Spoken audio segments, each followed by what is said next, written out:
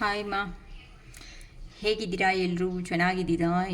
ಏನು ತುಂಬ 2 ಡೇಸ್ ಆದಮೇಲೆ ವಿಡಿಯೋ ಕಳಿಸಿದ್ದೀನಿ, your person late night thoughts ಅಂತ.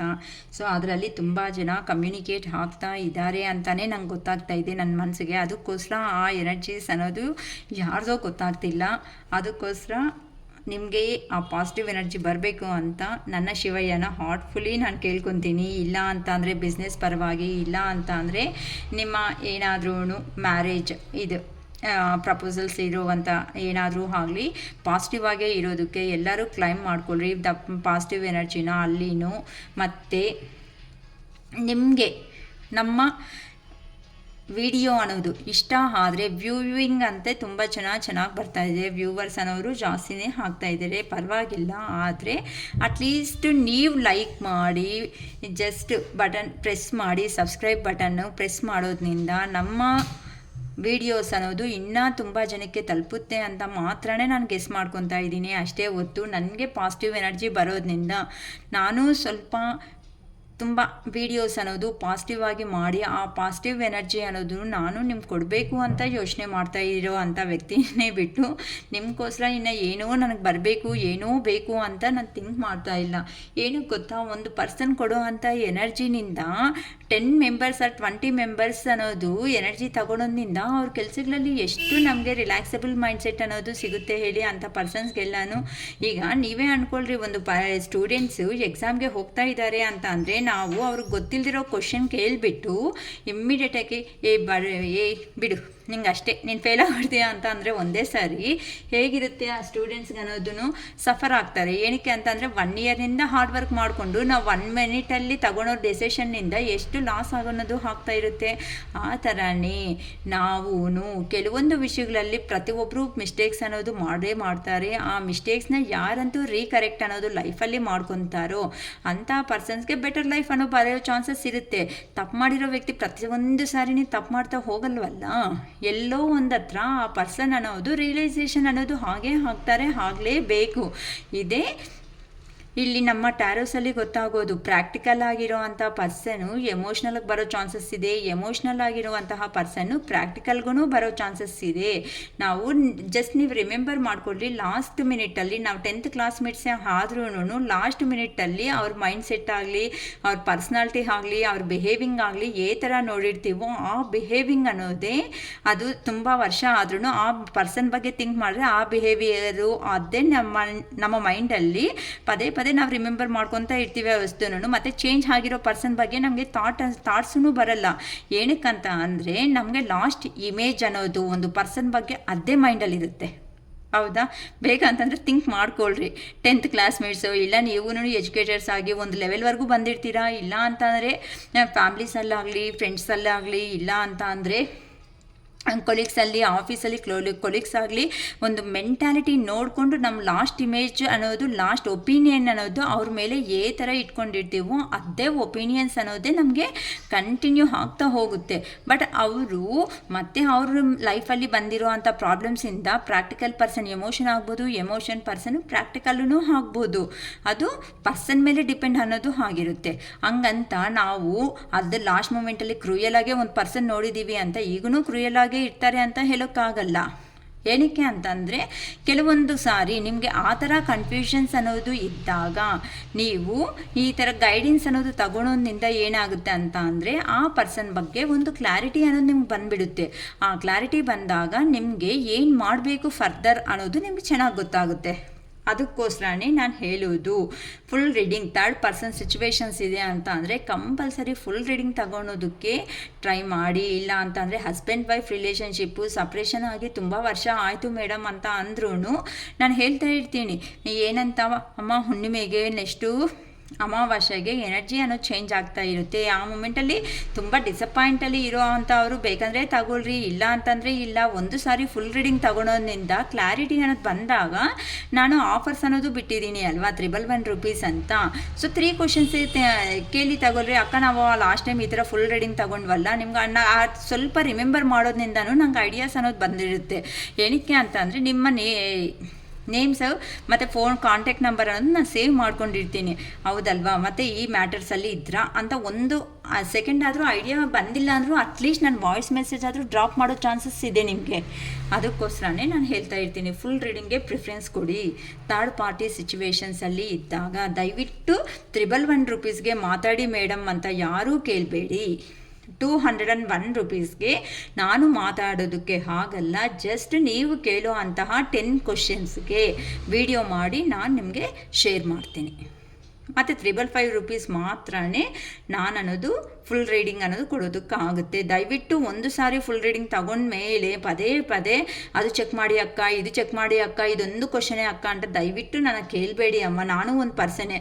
ಇವಾಗ ನಮಗೆ ಎಷ್ಟೇ ಗೊತ್ತಿರೋ ಒಂದು ಶಾಪ್ ಅನ್ನೋದು, ಪ್ರಾವಿಷನ್ ಸ್ಟೋರ್ ಅನ್ನೋದು ರೆಗ್ಯುಲರ್ ಆಗಿ 1 ಇಯರ್ 2 ಇಯರ್ಸಿಂದ ಸೈಡಲ್ಲೇ ಇದ್ದಾರೆ ಅಂತ ಹೋಗ್ತಾ ಇರ್ತೀವಿ. ಜಸ್ಟ್ ಥಿಂಕ್ ಮಾಡಿ, ಏನಂತ ಒಂದಿನ ಬೇಕು ಬೇಕಂತ ಒಂದು ಸಾರಿ ಫ್ರೀಯಾಗಿ ಹೇಳ್ತಾರೆ, ಫ್ರೀಯಾಗಿ ಕೊಡ್ತಾರೆ. ಮತ್ತು 2ನೇ ಸಾರಿ ಹೋಗ್ದಾಗ ಏನು ಮಾಡ್ತಾರೆ, ನೀವು ಬೆಳಗ್ಗೆ 5 ರೂಪೀಸ್ ಕೊಡಬೇಕಾಗಿತ್ತು, 5 ರೂಪೀಸ್ ಕೊಟ್ಟಿಲ್ವಲ್ಲ, ಆ 5 ಈ 5 10 ರೂಪೀಸ್ ಅಂತ ಅಲ್ಲಿ ತಗೊತಾರೆ. ನೀವು ಮಾತ್ರ ಕ್ವಶನ್ಸ್ ಕೇಳೋದು ಫ್ರೀಯಾಗಿ. ನನಗೆ ಎಷ್ಟು ನ್ಯಾಯ ಇದು ನೀವು ಹೇಳಿ? ಜಸ್ಟ್ ಅಕ್ಕ ನೀವು ಕಾರ್ಡ್ಸ್ ಎನರ್ಜಿ ಕಾರ್ಡ್ಸ್ ಒಂದು ಹಿಂಗೆ ತೆಗೆದೇ ಅಲ್ಲಕ್ಕ ನೋಡೋದು ಅಂತ ಹೇಳ್ಬೋದು. ಬಟ್ ಅದರಲ್ಲಿ ಬರೋವಂಥ ಕ್ವಶನ್ನು ನಿಮ್ಮ ಮನಸ್ಸಿಗೆ ಎಷ್ಟು ನೆಮ್ಮದಿ ಅನ್ನೋದು ಕೊಡುತ್ತೆ, ಇಲ್ಲ ಅಂದರೆ ಎಷ್ಟು ಕ್ಲಾರಿಟಿ ಅನ್ನೋದು ಸಿಗುತ್ತೆ. ನೀವು ಹ್ಯಾಪಿಯಾಗಿ ಫೀಲ್ ಆಗ್ತಾ ಇಲ್ವಾ? ಅಲ್ಲ 5 ರೂಪೀಸ್ ಚಿಪ್ಸ್ ಪ್ಯಾಕೆಟ್ 5 ಮಿನಿಟ್ಸ್ಗೆ ಆಗೋದಕ್ಕೆ 5 ರೂಪೀಸ್ ಇಡ್ತಾ ಇದ್ದೀರಾ. ಇದು ನಿಮ್ಮ ಲೈಫ್ ಟರ್ನ್ ಆಫ್ ಮಾಡೋವಂಥ ಸಿಚುವೇಶನ್ಸ್ಗೆ ನೀವೇನಕ್ಕೆ ಅಮೌಂಟ್ ಸ್ಪೆಂಡ್ ಮಾಡೋದಕ್ಕೆ ಥಿಂಕ್ ಮಾಡ್ತಾ ಇದ್ದೀರಾ? ಅದು ನಿಮಗೆ ಕ್ವಶನ್ ಬಿಡ್ತಾ ಇದ್ದೀನಿ. ಏನಕ್ಕೆ ಅಂತಂದರೆ ಅದ್ರ ಬಗ್ಗೆ ನಾನು ಕ್ಲಾರಿಟಿ ಕೊಡೋದು ಕರೆಕ್ಟ್ ಅಲ್ಲ. ದಯವಿಟ್ಟು ನನ್ನ ಮಾತ್ರ ಒಂದು ಕ್ವಶನೇ ಅಕ್ಕ ಫ್ರೀಯಾಗಿ ಮಾಡಿ ಅಂತಲೂ ಕೇಳಬೇಡಿ. ಏನಕ್ಕೆ ಅಂದರೆ ನಾನು ಒಂದು ಮನುಷ್ಯನೇ, ಹೇಳಿದೆ ಅಲ್ವಾ, ನನಗೂ ಒಂದು ಫ್ಯಾಮ್ಲಿ ಇದೆ. ಅವ್ರ ಹತ್ರ ನೀವು ಅಂದ್ಕೊಂಡಂಗೆ ಅವ್ರ ಹತ್ರ ನಾನು 5 ಮಿನಿಟ್ಸ್ ಟೈಮ್ ಸ್ಪೆಂಡ್ ಮಾಡೋದ್ರಿಂದ ನನಗೂ ಎಷ್ಟು ಖುಷಿ ಆಗುತ್ತೆ. ಆ ಫ್ಯಾಮ್ಲಿನೆಲ್ಲ ಸಪ್ರೇಟ್ ಇಟ್ಟೆ ಅಲ್ವಾ ಇಲ್ಲಿ ವೀಡಿಯೋಸ ಮಾಡೋದಾಗಲಿ, ಇಲ್ಲ ನಿಮ್ಮ ಹತ್ರ ಮಾತಾಡೋದಾಗಲಿ, ಇಲ್ಲ ನಿಮಗೋಸ್ಕರ 5 ಮಿನಿಟ್ಸ್ ಕೊಡೋದು ಆಗಲಿ. ಆ 5 ಮಿನಿಟ್ಸೂ ನೀವು ಫ್ರೀಯಾಗಿ ಕೊಡಿ ಅಂತ ಕೆಲವೊಬ್ರು ಕೇಳಿದರೆ ನಾನು ಥರ ಕರೆಕ್ಟ್ ಆಗಿರುತ್ತೋ ಪ್ಲೀಸ್ ಅರ್ಥ ಮಾಡ್ಕೊಳ್ಳಿ ನಮ್ಮನ್ನು. ಓಕೆಮ್ಮ, ಇಲ್ಲಿ ಇದು ನೆಕ್ಸ್ಟ್ ನಿಮ್ಮ ವ್ಯಕ್ತಿ ತಡರಾತ್ರಿಯ ಆಲೋಚನೆಗಳು ಅಂತ ಬಿಫೋರ್ ಅಲ್ಲಿ ನಾನು ಹೇಳಿದ್ದೀನಿ. ಆ ಪರ್ಸನ್ ಏನಕ್ಕೆ ಲೆಂತಿ ವೀಡಿಯೋಸ್ ಆಗುತ್ತೆ ಅಂತ ನಾನು ಮಾಡೋದಕ್ಕೆ ಹೋಗಿಲ್ಲ. ಜಸ್ಟ್ ಆ ಪರ್ಸನ್ ನಿಮಗೆ ಕೆಲವೊಂದು ಮಾತುಗಳು ಅನ್ನೋದು ಹೇಳಬೇಕು ಅನ್ಕೊತಾ ಇದ್ದಾರೆ. ನಿಮಗೆ ಅರ್ಥ ಆಗಿಲ್ಲ ಅಂದರೆ ಪ್ರೀವಿಯಸ್ ವೀಡಿಯೋ ನೋಡಿ ಮತ್ತೆ ಇದು ನೋಡಿಮ್ಮ, ಓಕೆನಾ? ತಡರಾತ್ರಿಯ ಆಲೋಚನೆಗಳು ಆದಮೇಲೆ ಇದು ನೋಡಿ. ಮತ್ತು ಪೆಂಡುಲಮ್ ರೀಡಿಂಗ್ ಅನ್ನೋದು ತಗೊತೀನಿ. ಈ ಪೆಂಡುಲಮ್ ರೀಡಿಂಗಲ್ಲಿನೂ ನಿಮ್ಗೆ ಕ್ಲಾರಿಟಿ ಆಗೋಣದು ಬರುತ್ತೆ. ಮತ್ತು ಏಂಜಿಲ್ ಮೆಸೇಜಸ್ಸು ಮತ್ತು ಟ್ಯಾರೋಸ್ ಮೆಸೇಜಸ್ಸಿಂದ ನಿಮಗೆ ಏನು ಅಂತ ಕ್ಲಿಯರ್ ಇನ್ಫಾರ್ಮೇಷನ್ ಅನ್ನೋದು ನಾಳೆ ಒಂದು ವೀಡಿಯೋನು ಪೋಸ್ಟ್ ಮಾಡ್ತೀನಿ. ಮತ್ತು ನಾಳೆ ರಾತ್ರಿನೂ ನಿಮ್ಮ ಪರ್ಸನ್ ಬಗ್ಗೆ ಯೋಚನೆಗಳು ಥರ ಇದೆ ಅಂತಲೂ ತೆಗಿತೀನಿ ವೀಡಿಯೋಸಲ್ಲಿ, ಓಕೆನಾ? ಏನಕ್ಕಂತ ಅಂದರೆ ಈ ಏಪ್ರಿಲ್ ಮೇದಲ್ಲಿ ತುಂಬ ಜನ ಮೀಟ್ ಆಗ್ತಾ ಇದ್ದಾರೆ, ಓಕೆನಾ? ತುಂಬ ಜನ ಇಲ್ಲ ಕೆರಿಯರ್ ಬಗ್ಗೆ ಆದರೂ ಸಮೇತ ತುಂಬ ಅವ್ರ ಲೈಫ್ ಅನ್ನೋದು ಚೇಂಜ್ ಆಗ್ತಾ ಇದೆ ಇಲ್ಲಿ. ಅದಕ್ಕೋಸ್ಕರನೇ ನಾನು ಅಷ್ಟು ಸ್ಪೆಸಿಫಿಕ್ಕಾಗಿ ಇನ್ನು ವೀಡಿಯೋಸ್ ಮಾಡಬೇಕು ಅಂತಲೇ ಪ್ಲ್ಯಾನಿಂಗಲ್ಲಿ ಇದ್ದೀನಿ. ಓಕೆಮ್ಮ, ನಿಮ್ಮ ವ್ಯಕ್ತಿ ನಿಮಗೆ ಏನು ಅವ್ರ ಮನಸ್ಸಿಂದ ಕೆಲವೊಂದು ಭಾವನೆಗಳು ಅನ್ನೋದು ಶೇರ್ ಮಾಡ್ಕೋಬೇಕು ಅನ್ಕೊತಾ ಇದ್ದಾರೆ. ಏನಕ್ಕೆ ಶೇರ್ ಮಾಡಬೇಕು, ಏನು ಶೇರ್ ಮಾಡಬೇಕು, ಏನಕ್ಕೆ ಅಂತ ಅಂದರೆ ಅಟ್ಲೀಸ್ಟ್ ನಿಮಗೆ ರೆಸಿಗ್ನೇಟ್ ಆಗೋದ್ರಿಂದ ವೀಡಿಯೋಸ್ ಅನ್ನೋದು ಇನ್ನೂ ಚೆನ್ನಾಗಿ ನೀವು ಅರ್ಥ ಮಾಡ್ಕೋಬೋದಲ್ಲ. ಅಟ್ಲೀಸ್ಟು ಆ ಪರ್ಸನ್ ಬಂದಿದ್ದಾರೆ ಅಂತ ಪದೇ ಪದೇ ಕ್ವಶನ್ಸ್ ಅನ್ನೋದು ಹಾಕಿ ಅವನ್ನ ಹೆಡ್ಡೇಕಾಗಿ ಫೀಲ್ ಆಗೋ ಥರ ಮಾಡೋಕ್ಕಿಂತನೂ ಒಂದು ಸಾರಿ ಥಿಂಕ್ ಮಾಡಿ ಅವ್ರ ಹತ್ರ ಏನು ಮಾತಾಡಬೇಕು, ಆ ಪರ್ಸನ್ ಹತ್ರ ಥರ ಇರಬೇಕು, ಥರ ನಾವು ಆ ಪರ್ಸನ್ ಹತ್ರ ಟ್ರೀಟ್ ಮಾಡಬೇಕು ಅನ್ನೋದು ಕ್ಲಾರಿಟಿ ಅನ್ನೋದು ಬರಲಿ ಅಂತ ಮಾತ್ರನೇ ನನ್ನ ಒಂದು ಚಿಕ್ಕ ಪ್ರಯತ್ನ ಇದು ನಿಮ್ಮ ವಿಷಯಗಳಲ್ಲಿ. ಓಕೆಮ್ಮ, ನಿಮ್ಮ ಪರ್ಸನ್ ಹೇಳಬೇಕು ಅಂದ್ಕೊಳ್ತಾ ಇರೋ ಅಂಥ ಮನಸ್ಸಿಂದ ಬರುವಂತಹ ಮಾತುಗಳು ಆರ್ ಮೆಸೇಜಸ್ ಹೇಗಿದೆ ಅಂತ ನೋಡ್ತಾ ಇದ್ದೀನಿಮ್ಮ.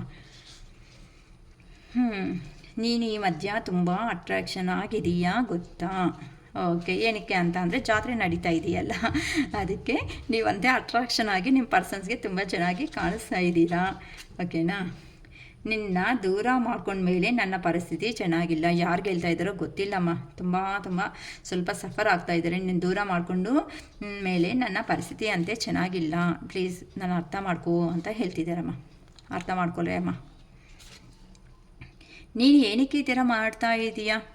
ಒಂದು ಸರಿ ಬೈತೀಯಾ, ಒಂದು ಸರಿ ಹೋಗ್ತೀಯಾ, ಒಂದು ಸರಿ ಬ್ಲ್ಯಾಕ್ ಲಿಸ್ಟ್ ಆಗ್ತೀಯಾ, ಒಂದು ಸರಿ ಏನು ಸಂಬಂಧನೇ ಇಲ್ಲ ಅನ್ನೋ ಥರ ನೋಡ್ತಾ ಇದೀಯಾ. ಏನಕ್ಕೆ ಏನಾಗ್ತಾ ಇದೆ? ಅಟ್ಲೀಸ್ಟ್ ನಿನಗೆ ಕ್ಲಾರಿಟಿ ಅನ್ನೋದು ಗೊತ್ತಾಗ್ತಾ ಇಲ್ಲ. ಏನಕ್ಕೆ ಈ ಥರ ಕನ್ಫ್ಯೂಷನ್ನಲ್ಲಿದೆಯಾ? ಪ್ಲೀಸ್ ಏನೋ ಒಂದು ಫೀಲಿಂಗ್ ಅಂತ ಹೇಳಿಬಿಡು ಅಂತ ನಿಮ್ಮ ಪರ್ಸನ್ ನಿಮಗೆ ತುಂಬ ಚೆನ್ನಾಗಿ ಮೆಸೇಜಸ್ ಕಳಿಸ್ತಿದ್ದಾರಮ್ಮ. ನನ್ನ ಅರ್ಥ ಮಾಡ್ಕೊತೀಯಾ? ಏನಕ್ಕೆ ಅಂತ ಅಂದರೆ, ನೀನು ಈ ಥರ ಮಾಡ್ತಾ ಇದೀಯಾ ಅಂತ ಅಂದರೆ ಪದೇ ಪದೇ ನಾನು ಏನೋ ಒಂದು ಕೆಲಸಗಳಲ್ಲಿ ಇರ್ತೀನಿ, ಇಲ್ಲ ಫ್ರೆಂಡ್ಸ್ ಹತ್ರ ಇರ್ತೀನಿ, ಇಲ್ಲ ಫ್ಯಾಮ್ಲಿ ಹತ್ರ ಇರ್ತೀನಿ, ನೀನು ಅರ್ಥ ಮಾಡ್ಕೊಂಡಂಗೆ ಈ ಥರ ಮಾಡ್ತಾ ಇದೀಯಾ ಅಂತ ಅಂದರೆ ಹೇಗೆ ನನ್ನ ಕೋಪ ಬಂದು ಬೈದು ಬಿಡ್ತೀನಿ. ಅದಕ್ಕೋಸ್ಕರ ನನ್ನ ಅರ್ಥ ಮಾಡ್ಕೊತೀಯಾ ಅಂತ ಕೇಳ್ತಿದ್ದಾರಮ್ಮ. ನೋಡೋಣಮ್ಮ, ಅರ್ಥ ಅಂತ ಮಾಡ್ಕೊಬಿಡಿಮ್ಮ. ನಾನಿಲ್ಲ ಅಂದ್ರೇ ನೀನು ಚೆನ್ನಾಗಿದೆಯಾ ಅಲ್ವಾ? ಯಾರಮ್ಮ ಚೆನ್ನಾಗಿದ್ದೀರಾ? ಅವರಿಲ್ಲ ಅಂತ ಅಂದ್ರೇ ಚೆನ್ನಾಗಿದ್ದೀರಂತೆ ನೀವಂತೆ. ಯಾಕಂತ ಅಂದರೆ ನಿಮಗೋಸ್ಕರ ವೆಯ್ಟ್ ಮಾಡಿ ನಿಮ್ಮ ಪರ್ಸನನ್ನು ಅವ್ರಿಗೆ ಬೇಜಾರಾಗ್ಬಿಟ್ಟಿದೆ. ಅದಕ್ಕೆ ಸರಿ ನೀನು ಯಾವಾಗಾದರೂ ಬಾ, ಅಷ್ಟವರೆಗೂ ನಾನು ಪಾಸಿಟಿವ್ ಆಗಿ ನಗ್ನಗ್ತಾನೆ ಇರ್ತೀನಿ ಅಂತ. ಕೆಲವೊಬ್ಬರಂತೂ ತುಂಬ ಚೆನ್ನಾಗಿದ್ದೀರಾ, ಸೊ ಪಾಸಿಟಿವ್ಗೆ ಬರ್ತಾ ಇದ್ದೀರಾ ಅಂತ ಗೊತ್ತಾಗ್ತಿದೆ ಅಮ್ಮ. ನಿನ್ನ ನೋಡಿದ್ರೆ ನನಗೆ ಜಲಸೇ ಆಗ್ತಾಯಿದೆ ಗೊತ್ತಾ? ಜಲಸಂತೆ ಅಮ್ಮ. ಏನಕ್ಕೆ ಜಲಸಂತೆ? ಏನು ಮಾಡಿದ್ದೀರಾ? ಏನೋ ಅಕ್ಕ ಶಿರೀಷಕ್ಕ ನೀವೇ ಹೇಳಬೇಕು, ನಮಗಂತೂ ಏನೂ ಗೊತ್ತಾಗ್ತಾ ಇಲ್ಲ. ನಾವು ನಾರ್ಮಲ್ ಆಗಿದ್ರೂ ಆ ಪರ್ಸನ್ ಏನಕ್ಕೆ ಅಂತಂದರೆ ಆ ಪರ್ಸನ್ನು ನಿಮ್ಮ ಬಗ್ಗೆ ಸ್ಟಾರ್ಟಿಂಗಲ್ಲಿ ನೀವು ಅಫೆಕ್ಷನು ಅಟ್ರಾಕ್ಷನು ಎಲ್ಲ ಮಾಡ್ತಾಯಿದ್ರಿ, ಎಲ್ಲನೂ ಪ್ಯಾಂಪರಿಂಗ್ ಅನ್ನೋದು ಮಾಡ್ತಾಯಿದ್ರೇನೋ. ಅದಕ್ಕೆ ಈ ಮಧ್ಯೆ ಶಿರೀಷಕ್ಕ ಮಾತುಗಳು ಕೇಳಿಸ್ಕೊಂಡು, ವಿಡಿಯೋಸ್ ಕೇಳಿಸ್ಕೊಂಡು ಸ್ವಲ್ಪ ಸ್ಟ್ರಾಂಗ್ ಆಗಿ ಎನರ್ಜೀಸ್ನಿಂದ ಆಚೆಗೆ ಬಂದು ಸ್ವಲ್ಪ ನಿಮ್ಮ ಬಗ್ಗೆ ನೀವು ಯೋಚನೆ ಮಾಡೋದು ಸ್ಟಾರ್ಟ್ ಮಾಡಿ, ಮೆಸೇಜಸ್ಸು ಕಾಲ್ಸ್ ಮಾಡೋದು ಸ್ವಲ್ಪ ಕಡಿಮೆ ಮಾಡಿದ್ದೀರಾ. ಅದಕ್ಕೆ ಆ ಪರ್ಸನ್ಗೆ ಜಲಸ್ ಆಗ್ತಾಯಿದೆ. ನೀನು ಎಮೋಷ್ನಲ್ ಪರ್ಸನೆಲ್ಲ ನನ್ನ ಕಾಲಿಟ್ಕೊಂಡು ನನ್ನ ಹತ್ರನೇ ಬಿದ್ದಿರಬೇಕಲ್ವಾ? ಸಾರಿ, ನೀನು ಎಮೋಷ್ನಲ್ ಪರ್ಸನ್ ಅಲ್ವಾ? ನನ್ನಿಂದ ಹೋಗೋವಾಗ ನಿನಗೆ ಅಳು ಬಿಟ್ಟು ಏನೂ ಗೊತ್ತಿಲ್ಲ ಅಂತ ತಾನೇ ನಾನು ಹೋಗ್ಬಿಟ್ಟಿದ್ದು. ನಿನ್ನ ಜೀವನ ನಿನ್ನ ಹತ್ರ ಇದ್ದರೆ ಜೀವನ ಅನ್ನೋದು ಚೆನ್ನಾಗಿರಲ್ಲ ಅಂತ. ಈ ಥರ ನೀನು ಚೇಂಜ್ ಆಗಿಬಿಟ್ರೆ ಹೇಗೆ ನನ್ನ ಪರಿಸ್ಥಿತಿ? ಇವಾಗ ಅಲ್ಲಿಂದ ಬರಬೇಕಾ ಇಲ್ಲ ಅಂತಂದರೆ ನಿನ್ನ ಹತ್ರ ಇರಬೇಕಾ ನಂಗೆ ಅರ್ಥನೇ ಆಗ್ತಾ ಇಲ್ಲ. ಅದಕ್ಕೆ ನಂಗೆ ಜಲ್ಸ್ ಅನ್ನೋದು ತುಂಬ ಆಗ್ತಾಯಿದೆ ಅಂತ ತುಂಬ ಚೆನ್ನಾಗಿ ಕಲಿಸಿದಾರಮ್ಮ ಯಾರು ಮೆಸೇಜ್ ಅಂತನೂ. ಕಾಂಪ್ರಮೈಸ್ ಆಗೋಣ ಹೇಳಿದೆ ಅಲ್ವಾ? ಈ ಥರ ಜಲಸ್ ಇದೆ ಅಂತ ಅಂದರೆ, ಪೊಸೆಸಿವ್ನೆಸ್ ಇದೆ ಅಂತಂದರೆ ಇನ್ನು ಅದಕ್ಕೆ ಕಾಂಪ್ರಮೈಸ್ ಆಗೋಣ. ನಂಗೆ ಗೊತ್ತು ಕಾಂಪ್ರಮೈಸ್ ಆಗೋಣ ಅಂತ ಅವರೇ ಬರಬೇಕು. ನಂದು ಮಾತ್ರನೇ ತಪ್ಪಿಲ್ಲ, ನಿಂದೂ ತಪ್ಪಿದೆ. ಯಾಕಂತ ಅಂದರೆ ಆ ಮನುಷ್ಯನಿಗೆ ರಿಯಲೈಸೇಷನ್ ಪಾಪ ಆಗ್ತಾಯಿದೆ. ಅದಕ್ಕೆ ಇವಾಗ ಈಗೋ ಅಹಂಕಾರ ಅಲ್ವಾ? ಅಹಂಕಾರಕ್ಕೇನು ಕಡಿಮೆ ಆಗಿಲ್ಲಮ್ಮ ಇಲ್ಲಿ. ಅರ್ಥ ಆಗ್ತಾಯಿತ್ತಾ? ನನ್ನ ಮಾತ್ರನೇ ತಪ್ಪಿಲ್ಲ, ನಿಂದು ಇದೇ ತಪ್ಪು ಅಂತ ಮತ್ತೇನು ಚೆನ್ನಾಗಿ ಹೇಳ್ತಾ ಇದ್ದಾರೆ ನೋಡಿ. ಯಾರೋ ಏನೋ ಬುದ್ಧಿವಂತರಪ್ಪ. ನಮ್ಮದು ಡಿವೈನ್ ಲವ್ ಅನಿಸುತ್ತೆ ಗೊತ್ತಾ? ಹೌದು. ಏನಕ್ಕೆ ಅಂತಂದರೆ ಒಂದು ಸಾರಿ ಆನ್ ಆ್ಯಂಡ್ ಆಫ್ ಸಿಚುವೇಶನ್ಸ್ ಮಾಡ್ಕೊತೀರಾ, ಒಂದು ಸಾರಿ ಬ್ಲಾಕ್ ಮಾಡ್ತೀರಾ, ಒಂದು ಸಾರಿ ನಾಟ್ ರೀಚಬಲ್ ಮಾಡ್ತೀರಾ, ಒಂದು ಸಾರಿ ಸ್ವಿಚ್ ಆಫ್ ಮಾಡ್ತೀರಾ, ಒಂದು ಸಾರಿ ಮೆಸೇಜ್ ಕಳಿಸಿದ್ರೆ ಅಲ್ಲಿ ಡಬಲ್ ಟಿಕ್ ಅನ್ನೋದು ಬಂದಿರುತ್ತೆ, ಆದ್ರೂ ನೋಡ್ದಂಗೆ ಹೋಗ್ಬಿಟ್ಟಿರ್ತೀರಾ.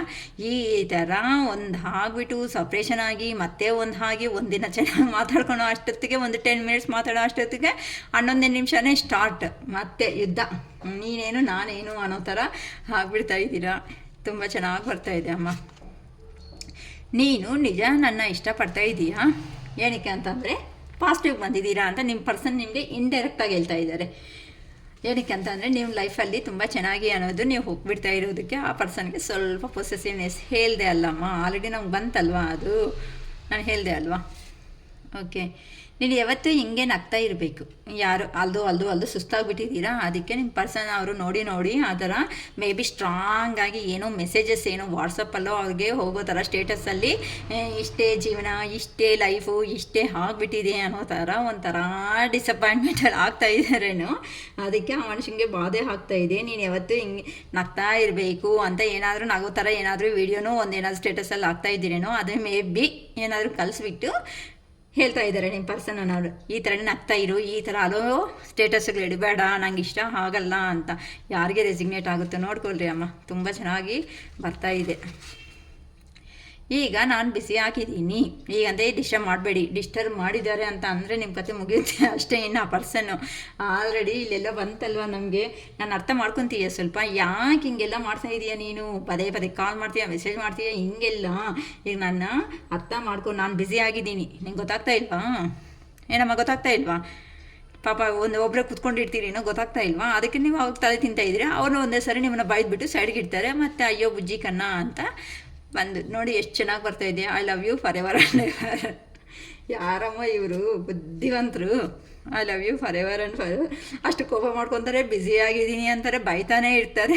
ಆದ್ರೂ ನಿಮ್ಮನ್ನು ಮರ್ತೋಗ್ದಂಗೆ ನೀನಂದರೆ ನಂಗೆ ಇಷ್ಟ, ಒಂದೇ ಮಾತೆ. ಇನ್ನು ನೋ ಮೋರ್ ಕ್ವಶನ್ಸ್. ನೀವು ಇನ್ನು ಅರ್ಥ ಮಾಡ್ಕೊಂಡು ಅವ್ರ ಹತ್ರ ಸೈಲೆಂಟಾಗಿ ಆಗಿಬಿಡಬೇಕು. ನಿನ್ನ ಕಣ್ಣಲ್ಲಿ ಕಣ್ಣಿಟ್ಟು ಮಾತಾಡಬೇಕು ಅನಿಸುತ್ತೆ. ಕರೆಕ್ಟೇ. ಯಾಕಂತ ಅಂದರೆ ಇವ್ರು ಮಾಡಿರೋ ಅಂಥ ಕೆಲಸಗಳಿಗೆ ಆ ಪರ್ಸನ್ಗೆ ಒಂಥರ ರಿಗ್ರೆಟ್ ಫೀಲಿಂಗಲ್ಲಿ ಇದ್ದಾರೆ. ನೀವು ನೋಡಿದ್ರೆ ಮೇ ಬಿ ಸ್ಟ್ರಾಂಗ್ ಆಗಿರೋ ಅಂತ ಅವರು ಅನಿಸುತ್ತೆ. ಏನಕ್ಕೆ ಅಂತ ಅಂದರೆ ನಿಮ್ಮ ಕಡೆ ನಿಜ ಅನ್ನೋದು ಇದೆ, ನಿಮ್ಮ ಕಡೆ ನ್ಯಾಯ ಅನ್ನೋದಿದೆ. ಅದಕ್ಕೆ ತಲೆ ಎತ್ತಿ ಡೈರೆಕ್ಟಾಗಿ ಕಮ್ಯುನಿಕೇಟ್ ಅನ್ನೋದು ಕೆಲವೊಬ್ಬರು ಮಾಡ್ತಾ ಇರೋದಕ್ಕೆ ಅಂತ ಅವ್ರಿಗೆ ನಿಮ್ಮ ಪರ್ಸನ್ ಅನ್ನೋರು ಹೇಳ್ತಾ ಇರೋದು ಮನಸ್ಸಿಂದ ನಿನ್ನ ಕಣ್ಣಲ್ಲಿ ಕಣ್ಣಿಟ್ಟು ಮಾತಾಡಬೇಕು ಅಂತ ಇದೆ. ಏನಕ್ಕೆ ಅಂತಂದರೆ ಸ್ಟ್ರಾಂಗ್ ಟ್ರೀಟ್ಮೆಂಟ್ ಯಾರು ಸಖತ್ತಾಗಿ ಕೊಟ್ಟಿದ್ದೀರಮ್ಮ. ಓಕೆನಾ? ತುಂಬ ಚೆನ್ನಾಗಿ ಕೊಟ್ಟಿದಂಗಿದ್ದೀರಾ. ಅದಕ್ಕೆ ಇನ್ನು ಆ ಪರ್ಸನ್ಗೆ ಏನು ಅಂತ ಗೊತ್ತಾಗ್ತಾ ಇಲ್ಲ. ನಿನ್ನ ಮನಸ್ಸಲ್ಲಿ ನನಗೆ ಸ್ವಲ್ಪ ಜಾಗ ಕೊಡ್ತೀಯಾ? ಏನಕ್ಕೆ ಅಂತಂದರೆ ಇಷ್ಟಿಷ್ಟು ಮಂಗಳಾರತಿ ಮಾಡಿಬಿಟ್ಟು ನೋವೇ ಯಾ ಕಡೆ ಡೈರೆಕ್ಷನ್ಸ್ ಅನ್ನೋದು ಇಲ್ದಂಗೆ ಸ್ಟ್ರಕ್ ಅನ್ನೋದು ನೀವೇ ಒಂದು ಕಡೆಯಿಂದ ನಿಮ್ಮ ಪವರ್ ಯಾರು ವಿಲ್ ಪವರ್ ತುಂಬ ಸೂಪರಾಗಿ ತೋರಿಸ್ಬಿಟ್ಟಿದ್ದೀರಾ.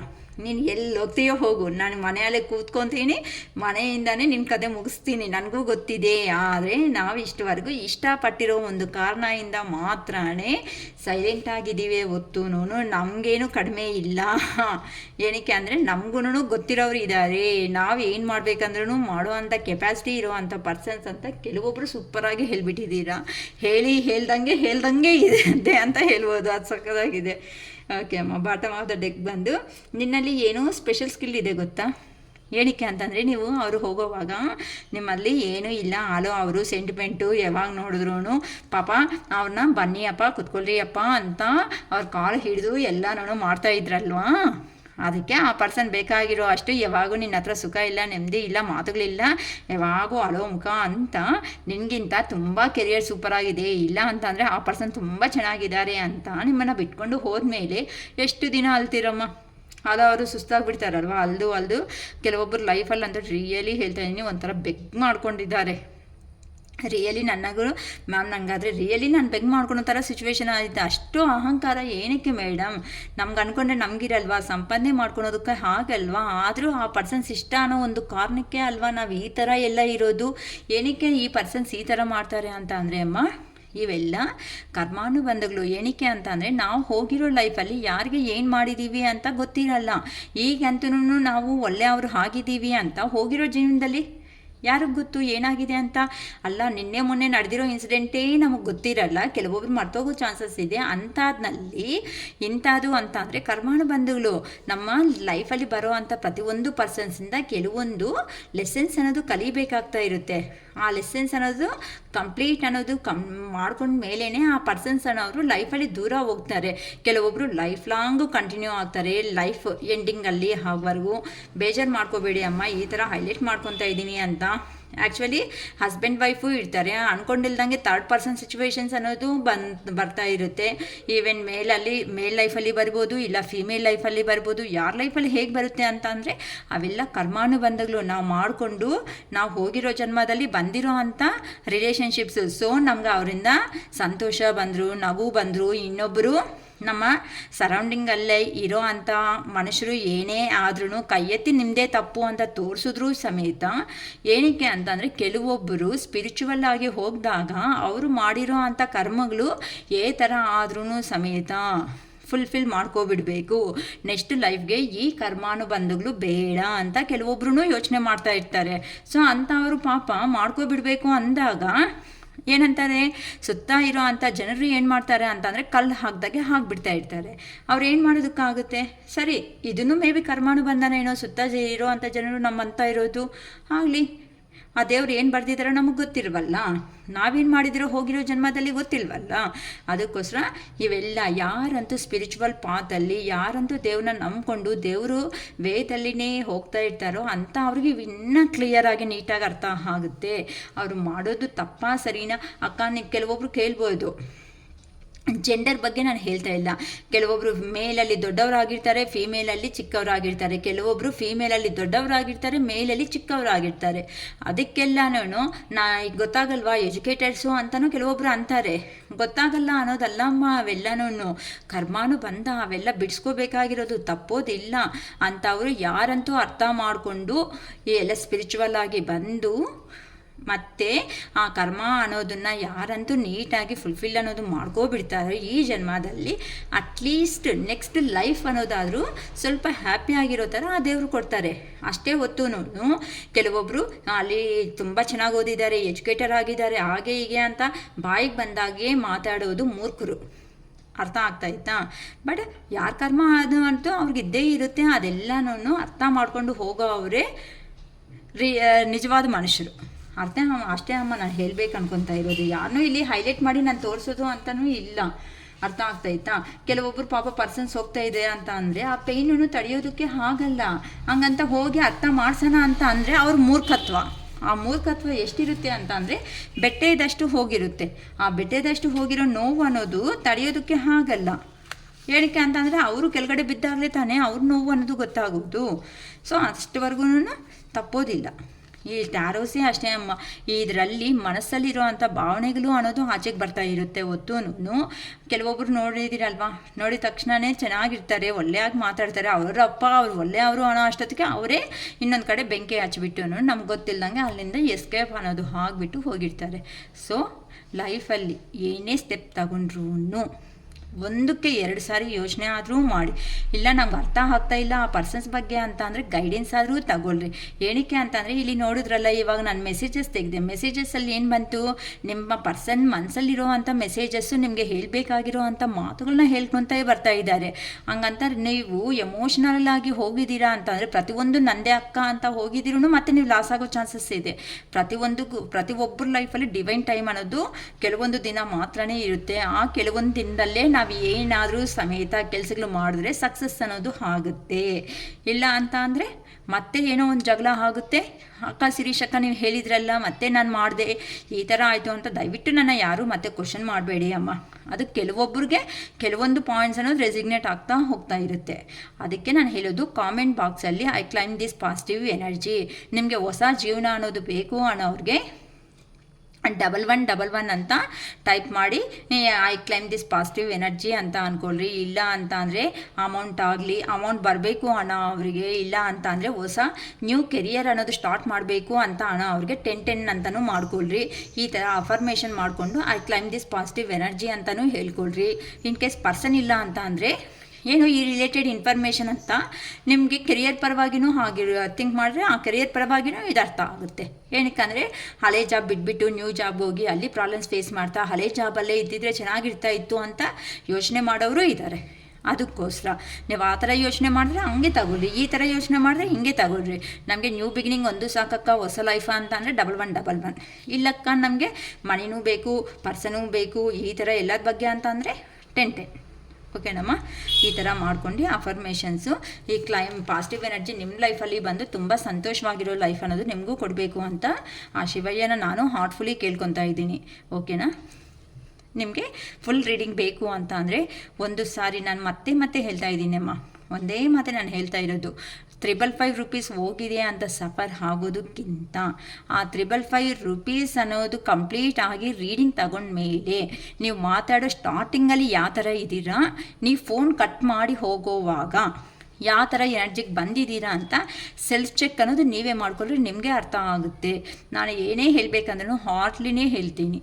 ಅಷ್ಟೇ ಹೊತ್ತು ಏನೋ ಟೈಮ್ ಪಾಸ್ಗೋಸ್ಕರ ನಿಮ್ಮ ಹತ್ರ ಇದು ಮಾಡ್ಕೊಳೋಕ್ಕೆ ನಾನು ಒಪ್ಪೋದಿಲ್ಲ. ಏನಕ್ಕೆ ಅಂತಂದರೆ ನಾನು ಕೊಡೋ ರೀಡಿಂಗ್ ಅನ್ನೋದು ನಿಮಗೆ ಹ್ಯಾಪಿನೆಸ್ ಅನ್ನೋದು ಸಿಗಲೇಬೇಕು. ಆ ಹ್ಯಾಪಿನೆಸ್ಸು ಆ ಪರ್ಸನ್ನಿಂದ ಆದರೂ ಸಿಗ್ಬೋದು. ಇಲ್ಲ ಅಂತಂದರೆ ಆ ಪರ್ಸನ್ ಏ ಥರ ಅವರು ಎಂಡ್ ಮಾಡಬೇಕಾಗಿರೋ ಸಿಚುವೇಶನ್ಸ್ ಆದರೂ ಇರ್ಬೋದು. ಅಲ್ಲಿ ಕಾರ್ಡ್ಸ್ ಎನರ್ಜಿ ಮಾತ್ರನೇ ಹೇಳ್ತೀನಿ ಹೊತ್ತು ನನ್ನ ಪರ್ಸ್ನಲ್ಲಾಗಿ ನಾನು ಏನೋ ನಿಮ್ಮನ್ನು ಸ್ಯಾಟಿಸ್ಫ್ಯಾಕ್ಷನ್ ಮಾಡಬೇಕು ಅಂತ ನಾನು ಹೇಳಲ್ಲ. ಅರ್ಥ ಆಯಿತಾ? ಏನಕ್ಕೆ ಅಂದರೆ ಆ ಥರ ಹೇಳಿದ್ರು ಸಮೇತ ಮತ್ತೆ ನನಗೆ ರಿವರ್ಸ್ ಆಗುತ್ತೆ ಅಂಥವೆಲ್ಲ. ನಾನು ಅದಕ್ಕೋಸ್ಕರ ಅಲ್ಲಿ ಏನು ಎನರ್ಜಿ ಬರುತ್ತೋ ಅದು ಮಾತ್ರನೇ ನಾನು ಹೇಳ್ತೀನಿ. ಅದರಿಂದ ಪಾಸಿಟಿವ್ ಇರ್ಬೋದು, ನೆಗೆಟಿವ್ ಇರ್ಬೋದು, ಎರಡನ್ನೂ ಫೇಸ್ ಮಾಡೋ ಕ್ಯಾಪಬಿಲಿಟಿ ನಿಮ್ಮಲ್ಲಿ ಇಟ್ಕೊಳ್ಳಿ. ಪರ್ಸನ್ ಬಂದರೆ ಹ್ಯಾಪಿ, ಇಲ್ಲ ಹೋದರೆ ನಮ್ಮ ಕೆರಿಯರ್ ನಾವು ಏನು ಅಂತ ನಾವು ಅರ್ಥ ಮಾಡ್ಕೊಂಡು ಮುಂದಕ್ಕೆ ಹೋಗೋಣ. ಎರಡೂ ಪಾಸಿಟಿವೇ ಅಲ್ವಾ ನಮಗೆ. ಪರ್ಸನ್ ಬಂದರೂ ಹ್ಯಾಪಿ, ಇಲ್ಲ ನಮ್ಮ ಕೆರಿಯರ್ ಚೇಂಜ್ ಆಗ್ತಾಯಿದೆ ಅಂತಾದ್ರೂ, ನಮ್ಮ ವೇ ಅನ್ನೋದು ಲೈಫ್ ಸ್ಟೈಲ್ ಚೇಂಜ್ ಆಗ್ತಾಯಿದೆ ಅಂದ್ರೂ ಹ್ಯಾಪಿ. ಸೊ ನೀವೇ ಯೋಚನೆ ಮಾಡ್ಕೊಳ್ಳಿ. ಒಂದು ಚಿಕ್ಕ ಶಾಪ್ ಅನ್ನೋದು ಹೋದ್ರೇ 600 ರೂಪೀಸ್ ಖರ್ಚಾಗುತ್ತೆ ಅಂದರೆ ನಿಮ್ಮ ಲೈಫ್ ಬಗ್ಗೆ ಅಂತ ಅಂದರೆ ನೀವೆಷ್ಟು ಸ್ಟೆಪ್ ತಗೋಬೇಕು ಅಂತ. ಓಕೆನಮ್ಮ? It is all for today. Bye.